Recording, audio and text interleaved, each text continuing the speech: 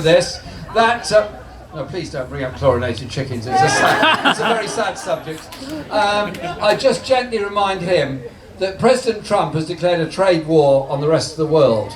President Trump's idea of trade is to cut your environmental standards, your working conditions, protect your investments only in the interests of American big business at the expense of everybody else. Any deal done with Trump will involve cuts to everything that we believe in the sense of living standards, working conditions and environmental protection. There is no way any Labour government is going down that road. I'm more interested in protecting working conditions, human rights and environmental standards.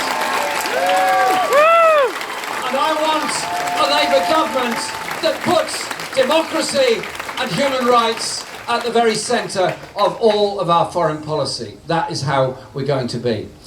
Our rights as people, our rights to vote, the right of women to vote, the right to get free education, the right to get the National Health Service and health care were never given from above. They were won from below. They were won by people and their actions and their activities to demand that sense of justice. And so we came out of our conference this week simply saying this: I am not comfortable to live in a society where there are thousands of our fellow citizens who have nowhere to live and sleep rough on our streets. I'm not comfortable in a society where some of our children in what is the 5th or 6th richest country in the world are too hungry to learn in school. Where too many people, older people, live alone and a lonely life because of the cuts and closures of all their community facilities and the insecurities of what this government offers. We cannot afford the levels of inequality and injustice that we have in our society. And there are people who will criticise us, and there are people that attack us, and people that will not like the programme that we're putting forward. But I simply say this: a Labour government elected on a manifesto of improving equality and chance and justice for everybody, of an inclusive approach to our society, is one that has a massive resonance. And so when we challenge this government, we're ready for a general election at any time. Bring it on, and then a Labour government elected on those principles take over. And here in Redditch, you've got a special responsibility to elect Rebecca as your MP in order that we get that Labour majority to bring about social justice and deliver for those that have delivered for us for so long. Thank you. Get involved. Stay involved. Be active. Good on Redditch.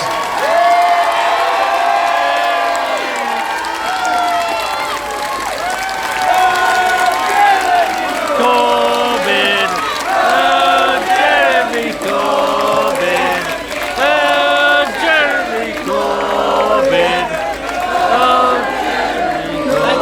Thank you, Jeremy. That was really, really great. My name's Bill Hartnett. I'm leader of the Labour group on Redditch Council. I would like to add my fraternal greetings to you, Jeremy, and welcome you to Redditch on behalf of the people of Redditch. I was pleased to hear at conference this week the key role local government plays in delivering public services. Local councils are important. For too long, councils have been starved of funds.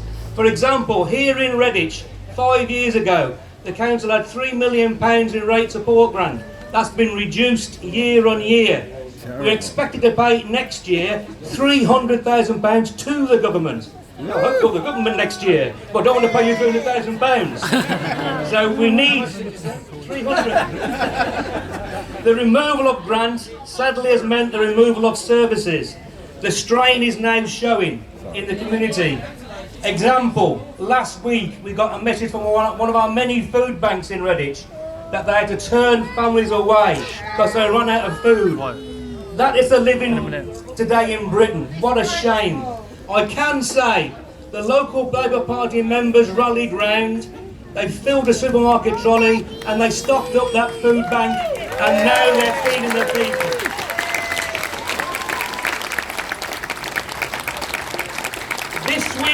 This week at conference, Labour demonstrated we are ready willing and able to form the next government. We are ready here in Redditch with our candidate Rebecca Jenkins to fight this seat to help return a Labour government, a majority Labour government, to put Jeremy in number 10 Downing Street.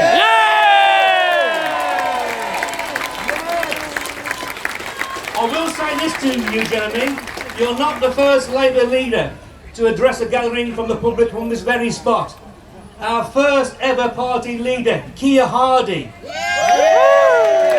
in August 1906, spoke from here. Wow. I reviewed his speech. The topics he covered are relevant today as they were then.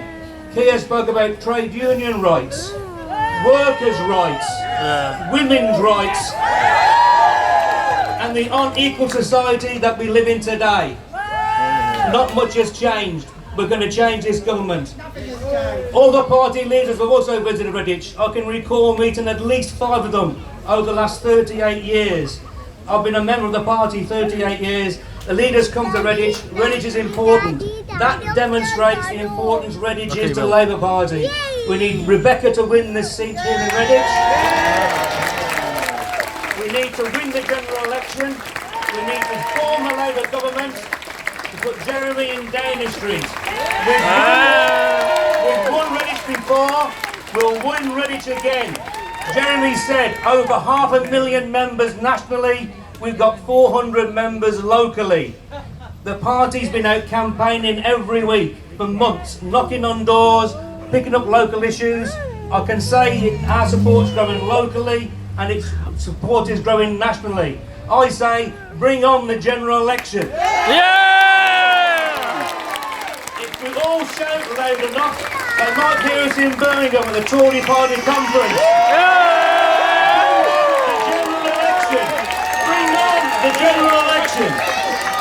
Thank you, Jeremy, and thank you, Redditch.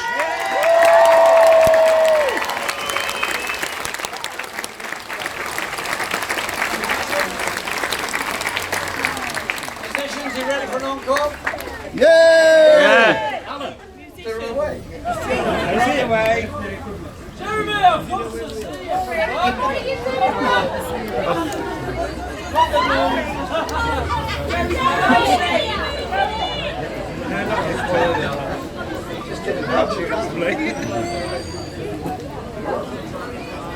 Sorry.